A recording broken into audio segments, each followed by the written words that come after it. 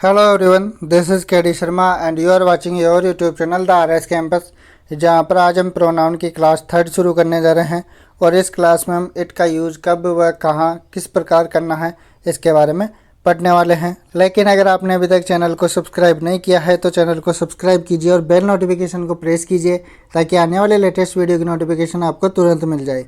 और अगर आपको वीडियो अच्छा लगे तो वीडियो को लाइक और शेयर जरूर कीजिएगा। तो चलिए आज की क्लास शुरू करते हैं। तो आपका फर्स्ट रूल है, इट का यूज किसी जानवर, निर्जीव पदार्थ, देश या बच्चा, चाइल्ड या बेबी के लिए किया जाता है जिसके बारे में सेक्स पता नहीं हो, अर्थात जो मेल है या फीमेल, इसके बारे में अगर आपको जानकारी नहीं है तो वहाँ पर आप किसका यूज़ करेंगे, इट का यूज़ करेंगे। चलिए इसे कुछ एग्जाम्पल से और भी अच्छे से समझते हैं। जैसे देखिए, वेयर इज़ योर कैट, तो यहाँ पर कैट क्या है, एक जानवर है, तो इसके लिए इट का यूज किया गया है। ठीक है, इसी प्रकार है चेयर के लिए इट का यूज किया गया है, कंट्री देश के लिए इट का यूज किया गया है। Is it clear? तो चलिए अब बढ़ते हैं अगले रूल की ओर।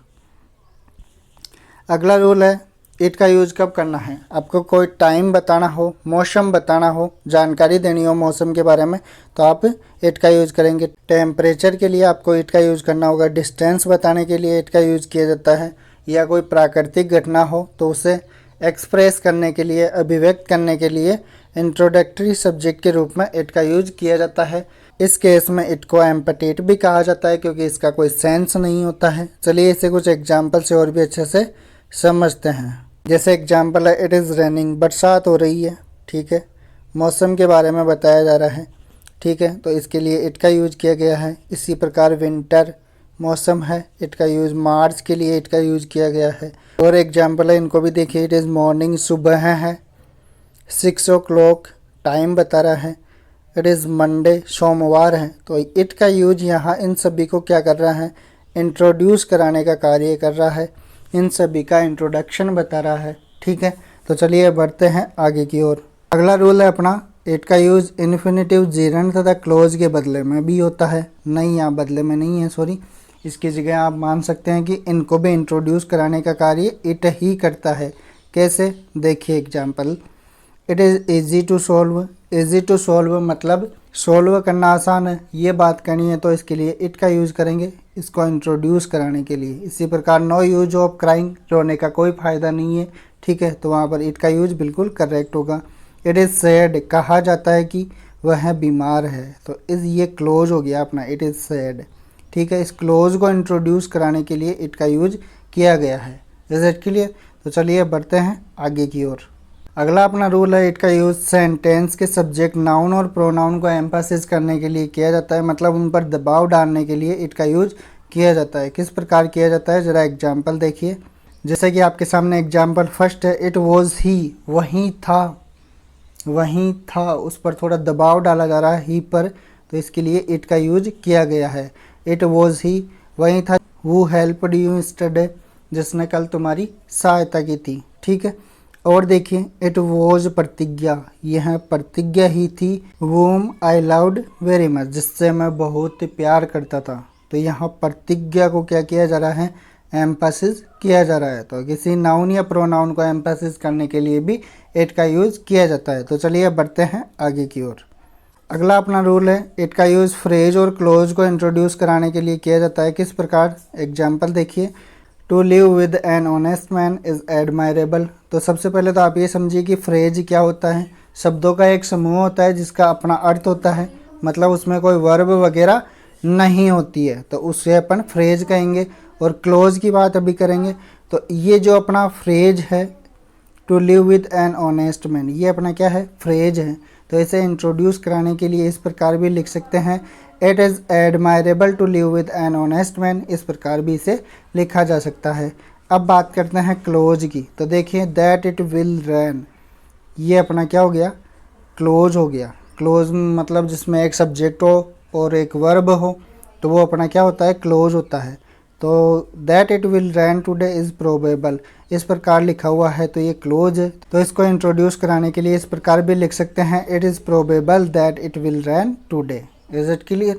तो चलिए अब बढ़ते हैं आगे की ओर। अगला रूल देखिए, इट का यूज दिए गए स्टेटमेंट और क्लोज के लिए भी होता है। वही बात है, जिस प्रकार क्लोज को इंट्रोड्यूस कराने के लिए इट का यूज किया जाता है, उसी प्रकार स्टेटमेंट को इंट्रोड्यूस कराने के लिए भी इट का यूज किया जाता है। जैसे देखिए, mister Singh has made a mistake, mister Singh द्वारा एक गलती की गई, एंड ही रियलाइज इट, और वह इसे महसूस करते हैं, ठीक है, या मानते हैं। तो ये जो इट है ना, ये इस स्टेटमेंट को इंट्रोड्यूस कराने के लिए यूज किया गया है। इसी प्रकार देखिए, I was cheated by many persons, ये अपना एक स्टेटमेंट हो गया, ठीक है। एंड आई नो इट, और मैं इसके बारे में जानता हूँ, मुझे बहुत सारे लोगों द्वारा धोखा दिया गया है, मैं इसके बारे में जानता हूँ। तो इट क्या बता रहा है कि ये स्टेटमेंट है ना, कि बहुत सारे लोगों द्वारा मुझे धोखा दिया गया, इसके बारे में बताने के लिए इट का यूज किया गया है। तो चलिए बढ़ते हैं आगे की ओर। अगला आपका रूल है, कुछ सेंटेंस में प्रिंसिपल क्लोज। प्रिंसिपल क्लोज का मतलब क्या होता है? सब्जेक्ट हो और वर्ब हो, ठीक है, के बाद प्रिंसिपल क्लोज के बाद आपको इट मिलेगा, नाउन मिलेगा या एडजेक्टिव होगा, ठीक है। इसके बाद में इन्फिनिटिव या कोई क्लोज रहता है। तो यहाँ पर बात क्या की जा रही है कि इट के साथ इज छिपा हुआ रहता है, मतलब इट के बाद में इज ना लिखें तो कोई दिक्कत नहीं है। एक और चीज़, इसी प्रकार यहाँ पर प्रिंसिपल क्लोज के बाद भी दैट हिडन रहता है, छिपा हुआ रहता है, ये भी ना आए तो कोई दिक्कत नहीं है। चलिए इसे एग्जाम्पल से और भी अच्छे से समझते हैं।